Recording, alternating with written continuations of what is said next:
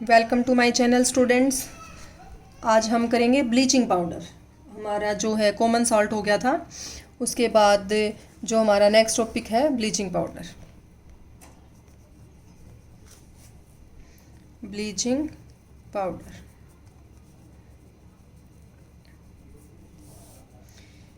ठीक है। As the name indicates, bleaching powder is use to bleach clothes etcetera.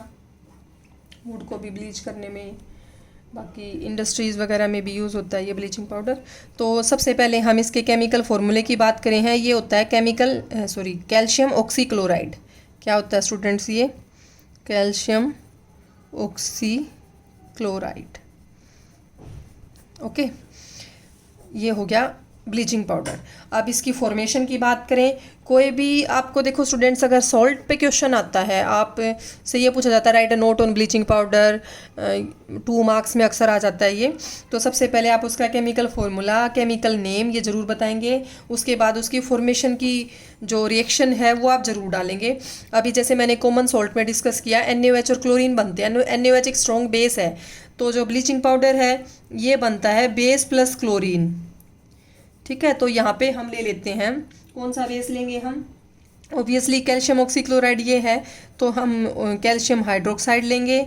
उसकी जो है रिएक्शन हम क्लोरीन के साथ करवाएंगे, तो ये आपका बन जाएगा ब्लीचिंग पाउडर। और साथ में H2O भी बनता है इसमें। क्या बनता है साथ में? H2O। ओके, तो ये हो गया आपका ब्लीचिंग पाउडर। स्लेक्ड लाइम बोलते हैं इसे, आप भूल मत जाना। और ये क्लोरीन गैस कहाँ से आई थी? ये आई थी NaCl की क्लोर एल्कलाई प्रोसेस से आई थी। उसके बाद ब्लीचिंग पाउडर के यूजेस आपको अच्छे से पता ही हैं। टेक्सटाइल इंडस्ट्री में, कॉटन में, कपड़ों से रिलेटेड जो भी है उसमें ही इस्तेमाल होता है इसका। पेपर इंडस्ट्री में, जो लकड़ी से जहाँ पेपर बनाया जाता है उसमें भी इस्तेमाल होता है। बाकी बहुत सारी केमिकल इंडस्ट्रीज़ में ये ऑक्सीडाइजिंग एजेंट का भी काम करता है। क्या होता है ये? Oxidising agent. मैंने आपको वो करवाए थे ऑक्सीडेशन रिडक्शन, वहाँ बताए थे कि कौन सा सब्सटेंस ऑक्सीडाइज्ड होगा और कौन सा रिड्यूस्ड होगा। ऐसे ही एजेंट भी होते हैं, ऑक्सीडाइजिंग एजेंट और रिड्यूसिंग एजेंट। ऑक्सीडाइजिंग एजेंट होता है ऐसा सब्सटेंस जो किसी दूसरे को ऑक्सीडाइज होने के लिए ऑक्सीजन प्रोवाइड करता है। The substance which provides oxygen to other substance for oxidation, like bleaching powder. जो ये आपका कैल्शियम ऑक्सीक्लोराइड, इसके पास ऑक्सीजन है, तो ये इसका एग्जाम्पल हो गया ये ऑक्सीडाइजिंग एजेंट का। It gives oxygen to others so that they oxidised. ऐसे ही होते हैं student reducing agent. Reducing agent क्या होते हैं? इसी की तरह जैसे मैंने आपको बताया कि ऐसे एजेंट जो दूसरे को रिड्यूस करते हैं, उसमें से ऑक्सीजन को निकाल दें, वो होते हैं रिड्यूसिंग एजेंट। खुद दूसरे को रिड्यूस करने वाले, खुद ऑक्सीडाइज होने वाले ऑक्सीडाइजिंग एजेंट होते हैं, खुद जो रिड्यूस हों दूसरे को ऑक्सीडाइज हो जाए। अब इसमें से ऑक्सीजन निकल जाएगी तो खुद तो इसका रिडक्शन हो गया, लेकिन किसी दूसरे कंपाउंड को ये ऑक्सीडाइज कर देगा। ओके, तो ये था आपका ब्लीचिंग पाउडर। उसके बाद नेक्स्ट आता है स्टूडेंट सॉल्ट, बेकिंग सोडा। क्या कवर करेंगे अभी हम? Baking soda. तो इसका भी नाम से कुछ आइडिया हो रहा है आपको। Baking means it is use to baked food products की बेकिंग में यूज़ होता है। जैसे आपका केक बनाया जाता है, ठीक है, ये आपका बनाया जाता है डोगला वगैरह जो ये बनाए जाते हैं, ये बेक्ड प्रोडक्ट्स हैं, बेकिंग से बनते हैं, बेकिंग सोडा डलता है इनमें। तो ये जो फूलते हैं इस तरीके से, पफी सी अपीयरेंस हो जाती है, फूल से जाते हैं और बहुत सॉफ्ट बनते हैं, स्पंजी से होते हैं। तो ये सारी जो हो रहे हैं काम, ये बेकिंग सोडे की वजह से हो रहे हैं। क्यों हो रहा है स्टूडेंट्स ऐसा? क्योंकि जब बेकिंग सोडा होता है, पहले हम इसकी बात करें, जिसे सोडियम हाइड्रोजन कार्बोनेट, ये होता है बेकिंग सोडा आपका। तो जैसे ही आप इसको गर्म करेंगे, क्योंकि खाने में डालेंगे तो गर्म तो होगा, ये हीट हम प्रोवाइड कर रहे हैं, ये हीट का सिंबल होता है ट्राइंगल। तो जैसे ही आप इसको गर्म करेंगे, इससे सोडियम कार्बोनेट बन जाता है, प्लस इससे निकलती है आपकी CO2 gas. This CO2 gas is mainly responsible for the spongy and puffy appearance of cake, dhokla etcetera. बहुत सॉफ्ट इसी की वजह से बनते हैं। ये CO2 निकल रही है, ये फुला देती है केक वगैरह को। तो इस तरीके से बेकिंग सोडा, या फिर जैसे पकोड़े वगैरह बनाने में भी इस्तेमाल कर लेते हैं, थोड़े करारे करारे से बने, ठीक है, गुलगुले बनाते हैं, आपको शायद पता हो। ठीक है, हमारे यहाँ तो काफ़ी खाए जाते हैं गुलगुले, मीठे होते हैं, आटे से बनते हैं, पकोड़े जैसे से ही होते हैं दिखाई देने में। तो ये उसमें भी काफ़ी कई बार इस्तेमाल कर लेते हैं बेकिंग सोडा। तो स्टूडेंट्स ये तो हो गया इसके बारे में, इसके यूजेस बेकिंग सोडे के। उससे पहले अगर हम बात करें कि जो ये बेकिंग सोडा है ये बनाया कैसे जाता है, तो स्टूडेंट्स ये भी जो कॉमन सॉल्ट है सोडियम क्लोराइड उसी से बनता है, उसी से इसकी फॉर्मेशन होती है। जैसे सोडियम क्लोराइड के H2O के साथ CO2 के साथ और अमोनिया भी दे दें साथ में, इन 3 इंग्रेडिएंट्स के साथ जैसे इसकी रिएक्शन होगी ना सोडियम क्लोराइड की, तो बन जाएगा आपका बेकिंग सोडा। क्या बन जाएगा आपका? Sodium hydrogen carbonate, that is commonly called baking soda. लेकिन साथ में इसमें ध्यान रखना आपको अमोनियम क्लोराइड भी बनता है। ठीक है, क्या बनता है? Ammonium chloride. ये हो गया आपका baking soda. It is called sodium hydrogen carbonate. Sodium common name इसका, सॉरी साइंटिफिक नेम जो है सोडियम हाइड्रोजन कार्बोनेट, या sometimes it is also called sodium by carbonate. ये भी इसी को बोलते हैं, सोडियम हाइड्रोजन कार्बोनेट, दोनों इसी के नाम है। ठीक है, तो ये आपको पता चल गया होगा बेकिंग सोडा के बारे में। ओके, अब ये कार्बन डाइऑक्साइड का मैं बता चुकी हूँ। एक और इसका इम्पोर्टेंट यूज़ आता है, ये तो हो गया, एक और इम्पोर्टेंट यूज़ आता है एज एंटासिड्स। तो एसिडिटी को कम करने के लिए जो एंटासिड इस्तेमाल होते हैं जैसे इनो टाइप के, तो उनका इंग्रेडिएंट क्या होता है? मेनली यही होता है सोडियम बाइकार्बोनेट। ठीक है, क्योंकि ये बेसिक है और ये उतना भी स्ट्रॉन्ग बेस नहीं है लाइक NaOH। NaOH की pH होती है, NaOH की pH मैंने आपको बताई थी 14 के आसपास है, तो ये बहुत स्ट्रॉन्ग बेस हो जाएगा जो कि हार्मफुल होगा हेल्थ के लिए। तो इस टाइप का ये एक वीक बेस है, 10 के आसपास इसकी pH होती है, तो ये बॉडी में इस्तेमाल के लिए ईजीली यूज़ कर सकते हैं हम। एंटासिड्स वगैरह में यही होता है। ठीक है, एक और मैं आपको बताती हूँ इसका important use. Soda acid fire extinguishers आते हैं, फायर एक्सटिंग्विशर्स आपने सुने होंगे। फायर एक्सटिंग्विशर क्या होते हैं? जो आग बुझाने में काम आते हैं, अग्निशमन यंत्र। ओके तो जो फायर एक्सटिंग्विशर्स हैं, सोडा एसिड फायर एक्सटिंग्विशर्स होते हैं। ये होम्स वगैरह में यूज़ होते हैं, घरों में बनाए जाते हैं, लोकली बना सकते हैं हम इन्हें। तो इनमें क्या होता है? सोडा होता है और एसिड होता है, इन दो चीज़ों से ये मिलके बनते हैं। तो फायर एक्सटिंग्विशर है, एज द नेम सजेस्ट, मतलब आग बुझाने के काम आएगा। तो इसमें भी क्या है, इन दोनों के कॉम्बिनेशन से CO2 गैस रिलीज होएगी। कौन सी गैस रिलीज होएगी? CO2। तो CO2 मैंने आपको पहले बताया है, ये क्या करती है? आग को बुझाती है। It does not burn by itself.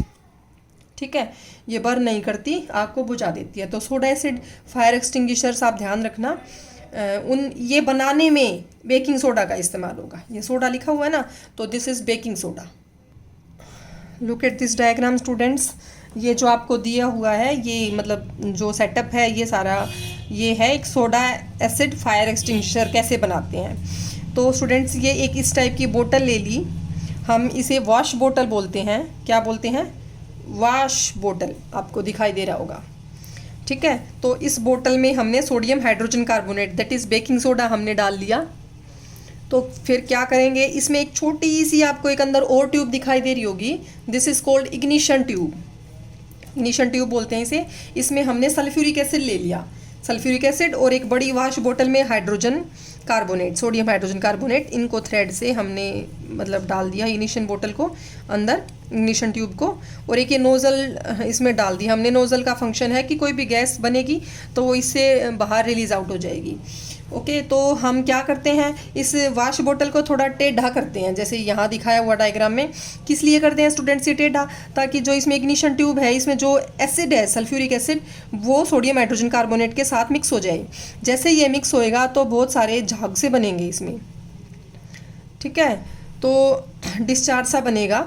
तो ये सारा जो डिस्चार्ज होगा मिक्स होते ही, ये बबल्स टाइप में ये सारा डिस्चार्ज बाहर आने लगेगा इसे नोज़ल से।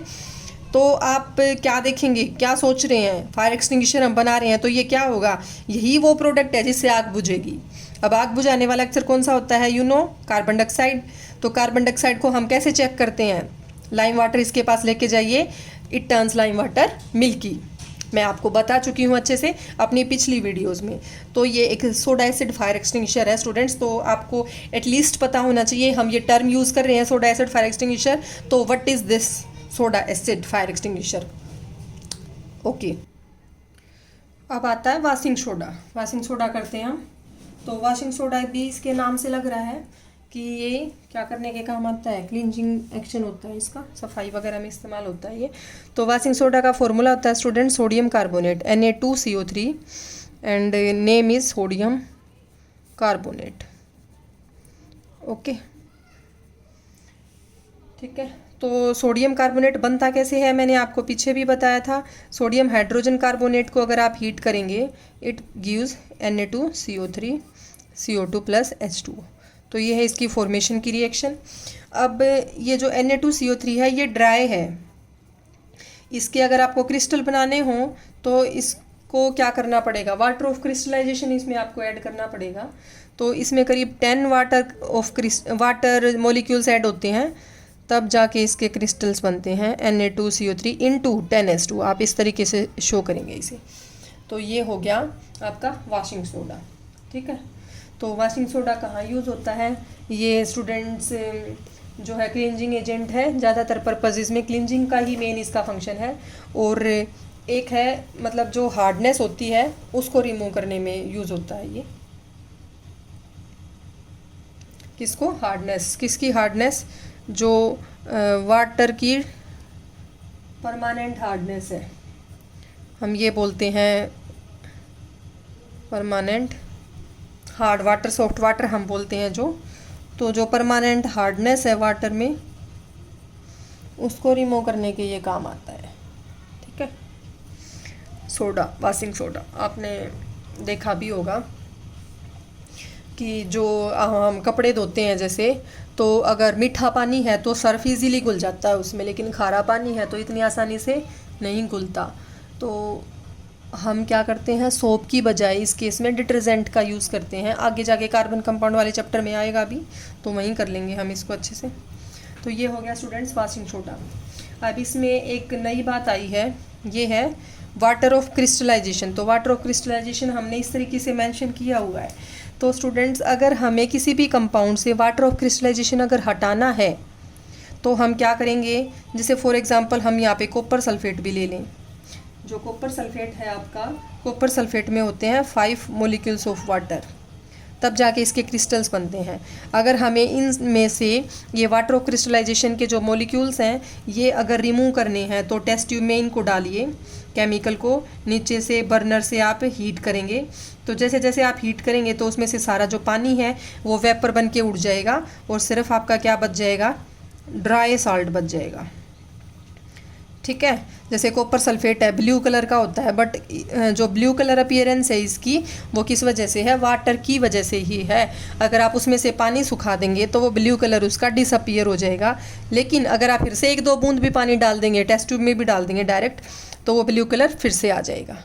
ओके, तो ये वाटर ऑफ क्रिस्टलाइजेशन जो है उसको हम वाटर को इस तरीके से हम रिमूव कर सकते हैं। उसके बाद आपका अगला टॉपिक आता है वाशिंग सोडा हो गया हमारा। जो सॉल्ट बचा है वो एक ही बचा है, प्लास्टर ऑफ पेरिस, जो कि आपकी बुक में दिए हुए हैं। मैं वही कवर कर रही हूँ स्टूडेंट्स जो एनसीईआरटी में है। एनसीईआरटी से बाहर मैं आउट ऑफ सिलेबस भी नहीं जा रही हूँ और ऐसा शायद कोई टॉपिक भी नहीं होगा जो मैं छोड़ रही होंगी एनसीईआरटी का। तो एनसीईआरटी की आप, मेरे को पता है अगर आप ऑनलाइन स्टडी कर रहे हैं तो आप बहुत सारी वीडियोस देखते होंगे, लेकिन फुल एक्सप्लेनेशन अगर आपको चाहिए एनसीईआरटी की, ताकि आपका कोई पॉइंट मिस ना हो जाए, बिकॉज कॉम्पिटिटिव एग्ज़ाम्स में भी काफ़ी पोर्शन एनसीईआरटी से आता है, बोर्ड एग्ज़ाम्स में तो आता ही आता है। तो आप ये वीडियोस ज़रूर देखिएगा। विज्ञान वर्ल्ड चैनल आपके लिए अगर आप एनसीईआरटी कवर करना चाहते हैं तो एक बहुत अच्छा प्लेटफॉर्म है। तो students come back on the topic plaster of Paris, POP. आप सभी ने अच्छे से नाम सुना होगा। पीओपी क्या है, आपने मतलब बिल्कुल कॉमन सा बताती हूँ मैं, छतों में इस्तेमाल होता है। जो अलग अलग डिज़ाइंस बनते हैं हमारी जो वाइट वॉशिंग के टाइम पे, तो वो किससे बनते हैं, पीओपी से बनते हैं। तो पीओपी की अगर फॉर्मूले की बात करें तो ये क्या है स्टूडेंट्स, ये होता है कैल्शियम सल्फेट हेमीहाइड्रेट। वाटर का हाफ मॉलिक्यूल है एक कैल्शियम सल्फेट के साथ, ठीक है। तो this is plaster of Paris, calcium sulphate hemihydrate, ठीक है। You can see calcium sulphate hemihydrate, okay. तो ये जो कैल्शियम सल्फेट हेमीहाइड्रेट है ये बनता कैसे है? ये बनता है स्टूडेंट्स जिप्सम से। किससे बनता है? जिप्सम से। जिप्सम एक हार्ड सब्सटेंस है, ठीक है, तो जो है उससे बनता है अगर आप उसको हीट कर देते हैं तो। अब प्लास्टर ऑफ पेरिस के यूजेस की हम बात करते हैं तो जैसे यूजेस में ये कहाँ यूज़ होता है? ज़्यादातर कहाँ यूज़ होता है? आपकी जो बोन्स हैं, कोई अगर आपको चोट लगी है उनको सपोर्ट प्रोवाइड करने के लिए डॉक्टर इस्तेमाल करते हैं, प्लास्टर लगाते हैं आपको। तो वो प्लास्टर किससे बना होता है? प्लास्टर ऑफ पेरिस से ही बना होता है, ठीक है। मतलब डॉक्टर्स इसको यूज़ करते हैं for supporting your bones which are fractured bones को सपोर्ट करने के लिए, ताकि वो राइट पोजीशन में मेंटेन रह सकें, ठीक है। ये एक वाइट कलर का पाउडर है, और जैसे ही आप इसको, आपने देखा होगा कि जब वो पीओपी के डिज़ाइंस बनाते हैं छत पे, तो ये वाइट कलर का पाउडर सा आता है, और इस पाउडर में, ये पाउडर सा है और इसमें आप H2O मिला देते हैं पीओपी के पाउडर में। तो जैसे ही आप इसमें H2O मिला के, तब तो एक बार लेप सा बन जाता है ये, और आप इसकी मतलब दीवार वगैरह पे, छत पे लगा देते हैं। उसके बाद, लगाने के जस्ट बाद ये हार्ड हो जाता है। कैसा हो जाता है? हार्ड। ये किस वजह से होता है स्टूडेंट्स हार्ड? देखो आप रिएक्शन देखिए, कैल्शियम सल्फेट हेमीहाइड्रेट आप ले रहे हैं, तो ये जैसे ही आप इसमें पानी डालेंगे ये उसके साथ रिएक्ट कर जाएगा और ये बना देगा calcium sulphate dihydrate. Dihydrate is called gypsum. मैंने अभी आपको बताया था जिप्सम से ही ये बनता है। तो ये है आपका पीओपी। इसमें जिप्सम में होते हैं 2 वाटर मोलिक्यूल्स, इसमें होता है 1/2 water molecule. This is dihydrate, ठीक है। इसमें 2 हैं। ये क्या है? हेमीहाइड्रेट, अभी मैंने आपको बताया था। तो ये हो गया डाईहाइड्रेट जिप्सम। अब थोड़ी सी एक और बात यहाँ ध्यान रखना आप, कि जो एक कैल्शियम सल्फेट के साथ आधा वाटर मॉलिक्यूल होता है, हाफ, लेकिन ये ऐसा कैसे कि भाई आधा वाटर मॉलिक्यूल कैसे आया? तो अक्सर मेनली जो एग्जिस्टेंस है वो 2 कैल्शियम सल्फेट होते हैं, ये जो कि 1 वाटर मॉलिक्यूल के साथ जुड़ते हैं। 2 कैल्शियम सल्फेट है, 1 वाटर मॉलिक्यूल इनके साथ ऐड होता है। मतलब एग्जिस्टेंस इस वे में है। हम रिएक्शन पढ़ रहे हैं तो ऐसे ही पढ़ रहे हैं, ठीक है। तो ये था आपका लास्ट सॉल्ट था पीओपी। एक और ध्यान रखना, टॉयज़ वगैरह बनाने में भी इस्तेमाल होता है ये, और डेकोरेशन पर्पस के लिए बहुत सारी मूर्तियाँ बनती हैं इससे। कई बार आपने देखा होगा, मतलब रोड पे रखे रहते हैं वो मूर्तियाँ बेचने वाले, तो वो पीओपी की बनती हैं बहुत सारी। ओके, तो ये था आपका लास्ट टॉपिक। उसके बाद कुछ इनबॉक्स क्वेश्चंस हैं स्टूडेंट्स, वो भी हम कवर कर लेते हैं इस वीडियो में। Okay, look at these questions. First है, what is the common name of compound calcium oxychloride? इसका कॉमन नेम है bleaching powder. Name the substance which on treatment with chlorine yields bleaching powder. मैंने आपको बताया था कि क्लोरीन गैस बनती तो क्लोर एल्कलाई प्रोसेस से है। अब ये पूछ रहे हैं कि क्लोरीन की किसके साथ ट्रीटमेंट करवाएं कि ब्लीचिंग पाउडर बने? तो ये मैंने आपको अच्छे से बताया था, किसी भी एल्कलाई के साथ, और खासकर कौन सा? कैल्शियम हाइड्रोक्साइड, ताकि इसमें भी कैल्शियम है, कैल्शियम ऑक्सीक्लोराइड है, तो कैल्शियम हाइड्रोक्साइड के साथ रिएक्शन कराएंगे तो ये बनेगा। नेक्स्ट है, name the sodium compound which is use for softening hard water. अभी स्टूडेंट मैंने आपको इसी वीडियो में कवर किया है। सोडियम कार्बोनेट जो आपका वॉशिंग सोडा है वो यूज होता है हार्डनेस रिमूव करने के लिए। नेक्स्ट क्वेश्चन है, what will happen if a solution of sodium hydrogen carbonate is heated? Give the equation of the reaction involved. ये मैं आपको 2-3 बार बता चुकी हूँ कि सोडियम हाइड्रोजन कार्बोनेट जो कि आपका बेकिंग सोडा है, अगर आप उसको हीट करेंगे तो सोडियम कार्बोनेट CO2 और H2O ये सारे बनेंगे। आप पीछे देख लीजिएगा इसी वीडियो में। Right an equation two show the reaction between the POP and water. अभी मैंने आपको बताया पीओपी की वाटर के साथ जैसे ही आप रिएक्शन करवाएंगे देन जिप्सम विल फॉर्म्ड। तो ये हो गया हमारा स्टूडेंट्स टॉपिक कंप्लीट। अगर आपको मेरा पढ़ाया हुआ अच्छे से समझ आता है तो प्लीज़ प्लीज़ प्लीज़ इसे सब्सक्राइब ज़रूर कीजिएगा।